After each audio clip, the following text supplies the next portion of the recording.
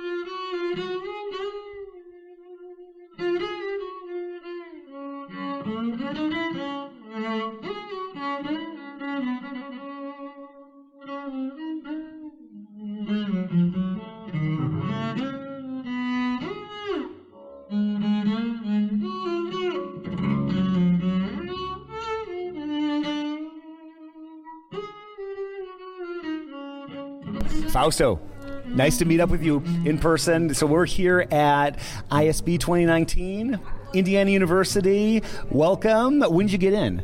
Well, hi, Jason. It's a pleasure, really. And thanks for the interview. I'm really glad to talk a little about what I'm doing here this week. Mm-hmm. I got here yesterday, and this morning I just found the bass to play because I don't carry my basses in long travels, you know, the difficulty. I understand. Yeah. And one of the reasons also is that I do research in Brazil, and for the past 15 years I developed a method to control intonation of the double bass based on a system that integrates the oral system with visual and tactile skills. And this is the topic with Guilherme, the co-author of my paper, and I wrote for the research competition, and we're so glad because we won the Grand Award prize, so we're really happy with that. Yeah, that's very cool. I saw that come out. Yeah, talk a little bit about this system. It was really interesting. Okay. Well, I came from the tradition of playing the piano, and I didn't have to, worry about locating millimetrically speaking the semitones and the nuances in between tempered and non-tempered scales. When I got the bass, I knew I want to play this in tune. So I had this thing on top of my head. And I also come from a architecture background. I did some architecture in my life. And I like geometry. So I combine like geometry in tactile for shapes of the hand with some visual reference in the fingerboard. It's a thing that 30 years ago nobody would say that, and people are kind of afraid of using visual skills to control the intonation. But now all the kids do it. Edgar Meyer does it. Anyway, and with my students, I see a really big difference in progressing and acquiring the ability to play in tune the double bass. So yeah, I when Edgar Meyer put some markings on his bass, it's like the floodgates opened. All of a sudden, everybody said, I have permission now. Yeah. But it's really interesting how that, and that system, does that help you when you go to a different instrument? Like I saw you downstairs today trying out basses. Is that, do you implement that, or what do you do to get accustomed to a different bass? It does, it really does. For example, in some of my lectures, I play the cello and the bass, the same piece, right, one after the other, and it's easy. It's not difficult. And once I got the viola and played like a mini bass, and it works. So what I do is combine some visual aspects in the fingerboard and tactile. For example, the nut up here, the saddle here, the imaginary triangle formed by the shape of the hand when you go into the capotasto, the end of the fingerboard, and also with some dots that you use for the harmonic series and the double bass. I don't use many visual cues, but you get accustomed to the intervals. So if you train your ear for like atonal music based mainly in intervals, not in keys, it's much easier to do so. So what in the harmonic series, what do you put dots on? I'm always interested in what people mark. What do you mark? Okay, for example, I usually play the octave. I mark the octave, the second octave, the fifth above the first octave, and the third and the fifth of the dominant seventh chord that happens in the harmonic series. For example, in the G string you have G, B, D, and F. Yeah. Right? Right. And if you keep going up, you have you complete the octave. So that's the fourth G note in the G string, and then you have the ninth, the A note, and you have another B, the third, and you have a sharp C, which is the tritone above the fundamental. Right. Right? Right. So, for example, this Brazilian piece from the beginning of this 20th century, the guy was, they had this very good bass player there. It ends with an arpeggio that goes up that high. So if you mark with a little dot in the string past the fingerboard, it's much easier to find this arpeggio. Yeah, it's much easier for sure. Especially even on your own bass, it's easier, but especially when you're going to a new bass. Yeah. And if you practice thinking of intervals, you can compress when you go to a smaller bass. And it takes not many hours to get accustomed to it. So it's been after so many years of trying, it's a real pleasure to come here with no bass and get a bass and play tomorrow. It's liberating, and it's interesting how people they have this worry that they are not going to be able to adjust. But I've talked with both David Allen Moore, who's in the Los Angeles Philharmonic, and then also Artem Cherkov, who's a Russian soloist, and they both talked about how they like the distance on the bass. It's almost like it's you understand it proportionally. So like even if you go to a 42-inch string length, or I don't know what it is in metric, but or a 38-inch string length or something, you can adjust. You just understand how the proportions change. You're right. Yeah. And another thing that I feel that it helps using this system is that expressively you can do glissandos as part of the music. In not just any glissando, but a glissando that leads to a target note that you need. And for example, my recital, I did an arrangement, very difficult arrangement of Bill May's Surprise Samba, and you shift all the time to the very high register and to the medium register using glissandos, and it's fast. So expressively, it really helps. Yeah, and also the intonation, the non-tempered intonation. For example, in Franz Liszt's symphonic poem La Notte, he writes in a book of memories that he wanted the German bass players to play the E sharp, which is the leading tone to F sharp minor, a little higher, because they were using the second finger, and it's kind of far from the fourth finger. Yeah. So today I use a mix of the 1, 2, 4 and 1, 3, 4 schools for fingering. So I think the modern double bass requires this combinations, and this system helps that.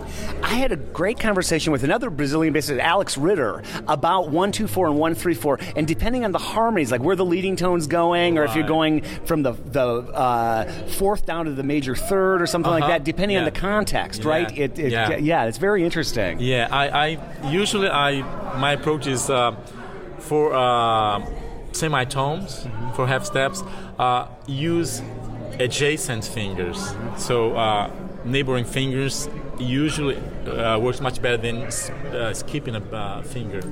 So 1, 2, 2, 3, 3, 4 for semitones.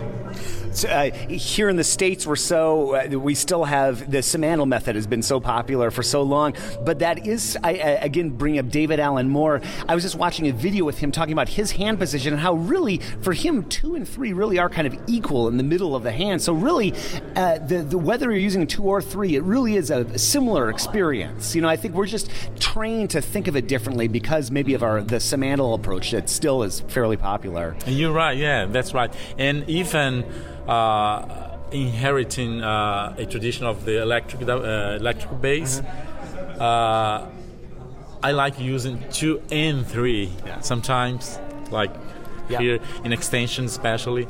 So I think the modern double bass can draw from all these traditions.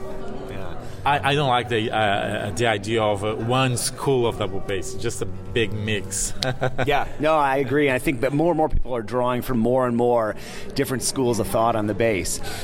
You were before I hit record, you were telling me about what all was on your recital, which is super interesting. Can you just tell everybody else now what you're going to be doing here at ISB? Okay, all right. We begin with an excerpt from Frank Proto's Quintet for piano and strings. He did that as a side for the Trout Quintet. After that, I arranged it for double bass and 4 accompanying double basses. And then you go into this Villa-Lobos song for bass and voice. And also keep with this instrumentation for Leonard Bernstein's Dream With Me from Peter Pan. It's a little-known piece of his, but it's beautiful. It keeps modulating all the time in that song. And then we move to Fred Mercury's My Melancholy Blues, which is it's a blast. It's really beautiful. And Rita is going from lyrical to blues. So that's the idea of a crossover recital, just resorting to different traditions of music making. And then we go to this piece of mine I just wrote. It's a rock blues thing. I wrote my daughter, she's an adolescent. So it's in 5 stanzas. We talk about how the senses, human sense like vision, tact, are related to the desires. Okay, and so I play the bass like with a pick. It's a rock and roll thing. And then we move to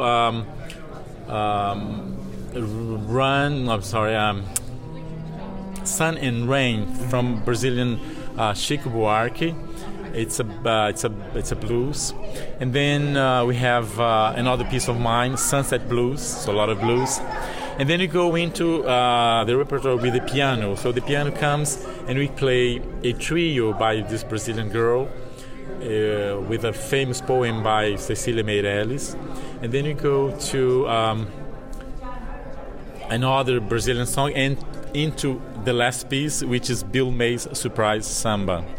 So it's a challenge for piano, bass, and the voice. I wrote the lyrics to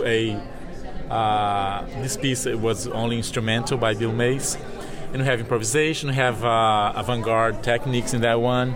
So we're hoping that people enjoy the program. It sounds great. It's great to hear you've written some of it. When did you get into writing and composition? Have you done that your whole life? Or? Yeah, but I'm not a professional composer, but I love experimenting, and I always felt that I need to do what many composers don't, like not knowing the idiomatic right for the double bass. So I like writing, so I like taking time. This time I had to write all the notes on the computer, all arrangements and 2 pieces I had to write. It takes some time. I love doing it. Yeah, that's a big project, but it's so cool. It's so cool to see you here in person, and I know it's going to be a great recital and a great convention, and we should definitely do this again soon. Next time we see each other. Oh, thanks so much, Jason, and thank you for doing the Bass Conversations. It's a really good program, and thanks for everything you've done for the double bass. I appreciate it. Thank you. Thank you very much.